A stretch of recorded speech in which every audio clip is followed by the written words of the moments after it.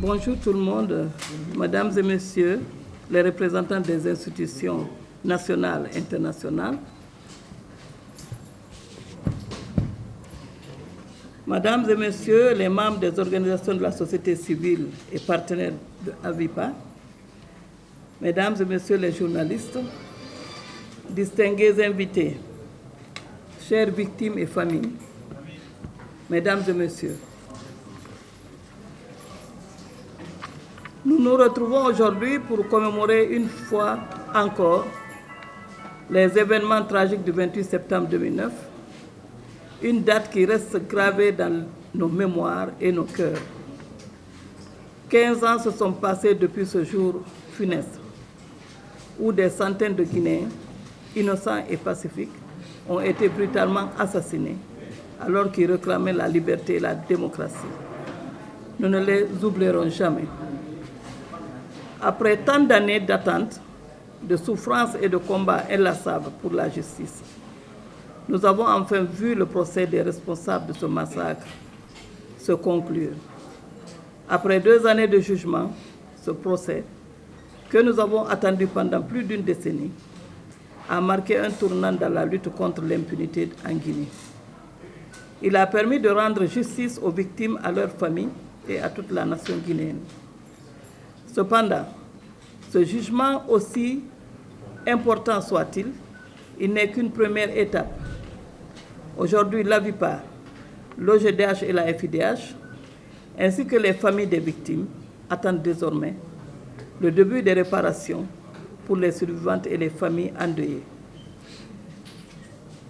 Ces réparations sont un droit fondamental qui doit être respecté.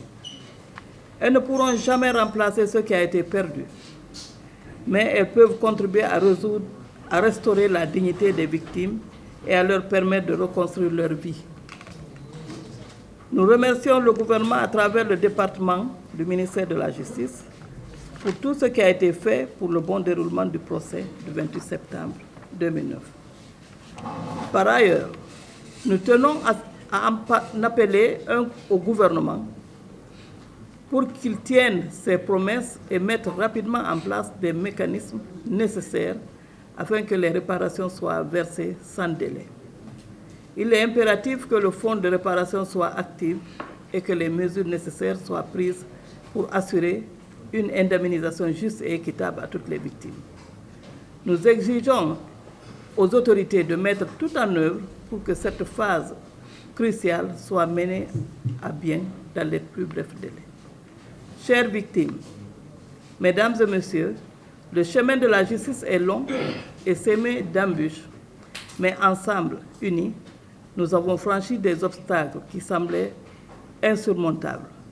Nous devons maintenant rester vigilants, car la véritable justice ne peut être complète sans la réparation des préjudices subis, et plus jamais ça dans notre pays.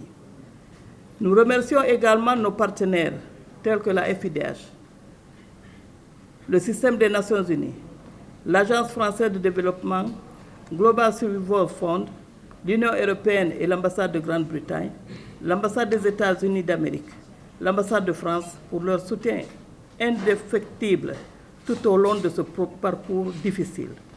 Leur engagement à nos côtés témoigne de la solidarité internationale en faveur des droits humains et de la justice.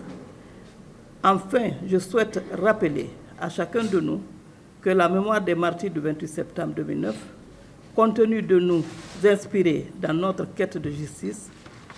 Ils sont tombés pour la démocratie et il est de notre devoir de veiller à ce que leur sacrifice ne soit jamais oublié. Que cette journée de commémoration soit celle de souvenir, mais aussi celle de l'espoir. L'espoir que bientôt les réparations scelleront ce long processus de justice et permettront à chacun de tourner la page de cette douleur pour reconstruire un avenir meilleur. Le 28 septembre 2009 a marqué notre histoire, mais il ne doit pas définir notre futur. Un avenir de justice, de réparation et de réconciliation est possible, et ensemble nous le construisons. Que Dieu bénisse les âmes de nos martyrs et apporte paix et réconfort à toutes les familles éprouvées. Je vous remercie.